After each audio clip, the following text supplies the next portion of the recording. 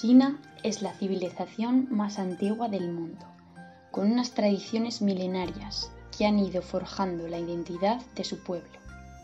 Inventores de la pólvora, la brújula y también del papel, material por excelencia empleado para la escritura. Pero, antes de la invención del papel, ¿qué soportes utilizaban? Desde el tercer milenio a.C. se conservan testimonios escritos en materiales diversos: huesos de mamífero, conchas de tortuga, cañas de bambú, objetos de bronce desde el siglo XV a.C. o incluso sobre piedra desde el siglo V a.C. El bambú y la madera tuvieron un uso más extendido. El bambú tuvo gran éxito y por ello surgió una manera de agrupar las láminas de bambú que consistía en enrollarlas. Aunque este sistema de rollo presentaba un problema: los libros podían llegar a ser bastante pesados, tanto que solían llevarse de un lado a otro en carretillas.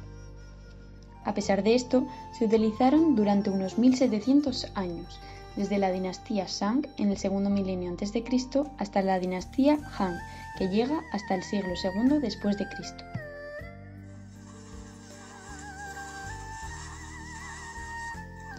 Otro de los soportes que se utilizaron para la escritura fue la seda. Su utilización comenzó en el periodo de los estados combatientes, 476 a.C., y se extendió hasta la época de la dinastía Tang, 907 después de Cristo. Este material era flexible y ligero, además podía enrollarse también y era más fácil de transportar y guardar. Pero, ¿cuál fue el principal problema de usar este material? La seda era muy cara. Por lo tanto, la seda era muy cara y el bambú muy pesado. Pero todo cambiaría con la invención del papel. La invención del papel se atribuye a Cai Lun, un funcionario de la dinastía Han Oriental, en el 105 después de Cristo. En el siglo II ya se producía en China un papel de buena calidad, y durante los 2 siglos siguientes este material fue reemplazando al bambú y a la seda. Dado que llevaban mucho tiempo utilizando los documentos en formato de rollo, al cual estaban acostumbrados, los chinos también utilizaron el papel en rollos, plegando hojas lateralmente. El rollo se sujetaba con una varilla en la primera página, que solía ser de madera, y alrededor de esta se enrollaba el papel. En el siglo IX después de Cristo apareció un nuevo tipo de encuadernación, la encuadernación en acordeón o de sutra plegada. El papel ya era de mayor consistencia y en lugar de enrollar las largas tiras de papel se empezaron a doblar, creando una forma que recuerda a un acordeón. Esta encuadernación fue el primer formato estrictamente chino que tuvo la forma externa de un libreto. Fue muy popular a finales de la dinastía Tang y durante el periodo de las 5 dinastías y los 10 reinos, que abarca del 907 al 960, y estaba destinada a textos religiosos.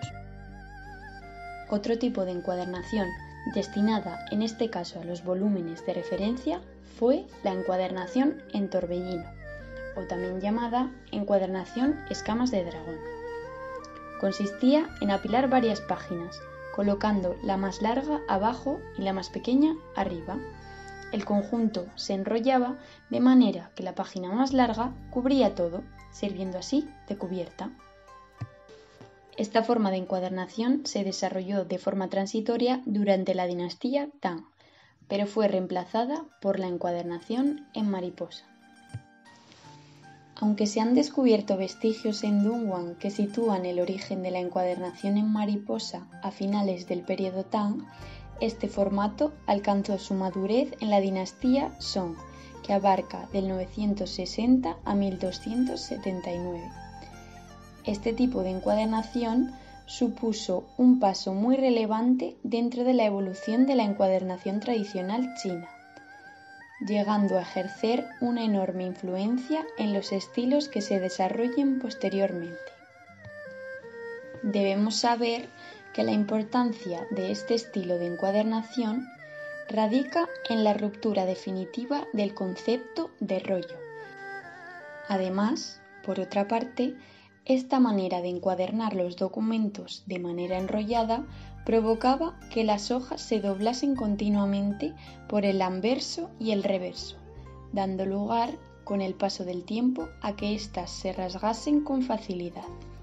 Sin embargo, la encuadernación mariposa introdujo una extraordinaria innovación: el plegado de la hoja de papel por la mitad. Este cambio, que a nuestros ojos puede resultar tan simple, dio lugar a lo que en el arte de la encuadernación se denomina cuadernillo. De esta manera, al plegar el papel por su parte central, se obtenían 2 hojas o páginas. Por otra parte, también es fundamental añadir que tanto el desarrollo como la popularidad que alcanzó la encuadernación mariposa se encuentra estrechamente vinculada a la imprenta xilográfica, que se perfeccionó durante la dinastía Song, llegando a un gran auge gracias a la incorporación de los tipos móviles en el siglo XI.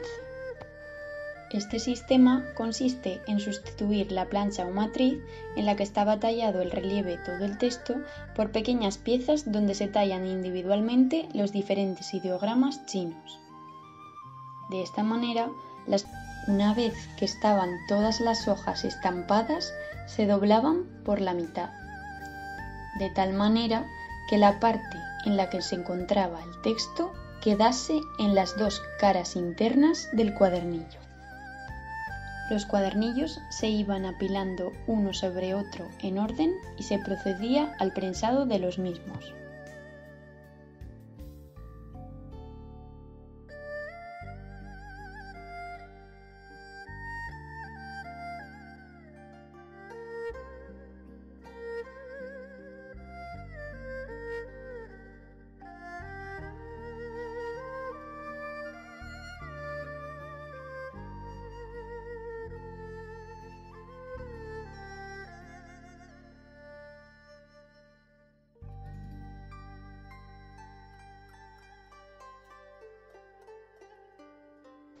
Posteriormente, los cuadernillos ya prensados se encolaban con engrudo, empezando por la parte inferior de la pila de cuadernillos en orden ascendente. El engrudo se aplicaba a lo largo del pliegue y por la parte superior de cada hoja doblada, para ser pegados entre sí, formando poco a poco un lomo. A continuación, se dejaba secar unas horas bajo una prensa. Una vez que el proceso de secado había transcurrido, se encolaba el lomo para ser pegado, de forma centrada, a una hoja de papel más gruesa que hacía de cubierta delantera y trasera del documento.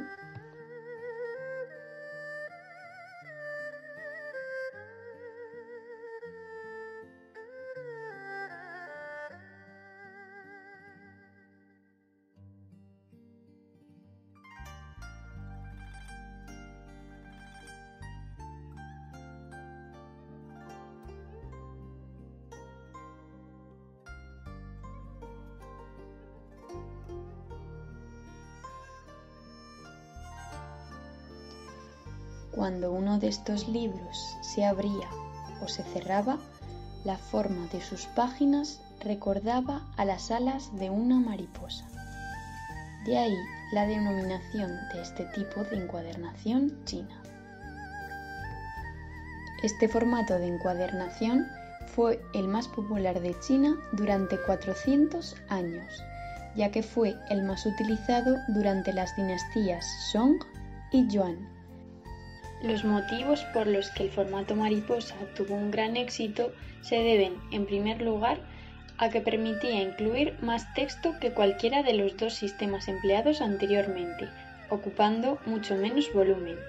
Este hecho, a su vez, favorecía el traslado de documentos más cómodamente.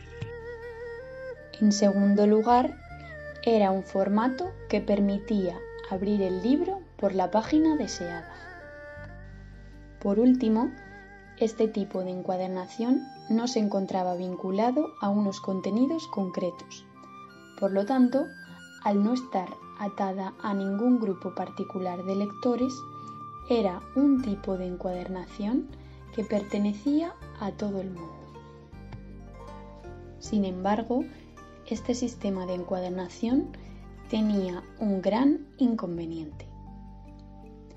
Probablemente, debido al uso de papel fino, cada una de las hojas se imprimía por una cara. Al plegarse la hoja, esta cara era la que formaba las dos hojas interiores del cuadernillo. Por lo tanto, cuando las hojas del libro se iban pasando, sucedía que, por cada 2 páginas impresas, otras 2 páginas consecutivas se encontraban en blanco, y así sucesivamente hasta terminar el libro. Este problema no será solucionado hasta la dinastía Ming.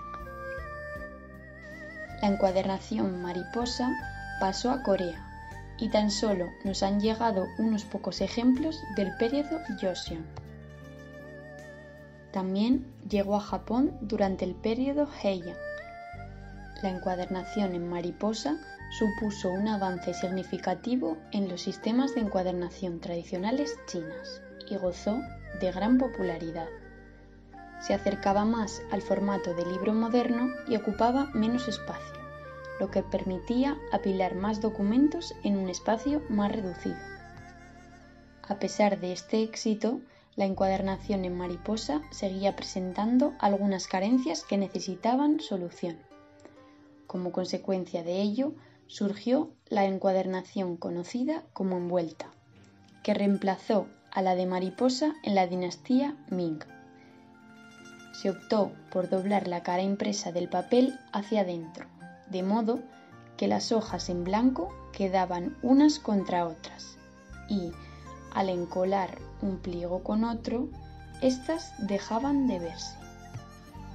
El encolado de las páginas de las encuadernaciones en mariposa y envuelta, con el paso del tiempo, terminaba despegándose, y los maestros optaron por la reparación mediante la costura. Así surgió la encuadernación cosida, como una solución técnica a las encuadernaciones encoladas. Con el paso del tiempo, durante el final de la dinastía Ming y en la dinastía Qing, esta técnica se convirtió en la forma de encuadernación predominante, pues era la encuadernación más eficiente, fruto de la solución del resto de las tipologías de encuadernación precedentes. Podemos concluir que la encuadernación en mariposa supuso un antes y un después en las técnicas de encuadernación tradicional en China y en Asia Oriental, ya que, a raíz de su invención, las encuadernaciones posteriores se reducen a una evolución consecuente de las carencias que presentaba la encuadernación en mariposa.